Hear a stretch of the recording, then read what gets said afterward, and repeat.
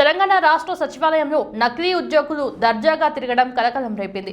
Fake ID cards మెడలో వేసుకుని అన్ని సెక్షన్లు తిరుగుతూ హల్చల్ చేస్తున్న ఇద్దరు వ్యక్తులను భద్రతా సిబ్బంది అదుపులోకి తీసుకుని ప్రశ్నిస్తున్నారు. ఉన్నతాధికారులు తెలిపిన వివరాల ప్రకారం సెక్రటేరియట్లో ఇటీవల నకిలీ ఉద్యోగులు తిరుగుతున్నారని భద్రతా సిబ్బందిని అప్రమత్తం చేస్తున్నారు.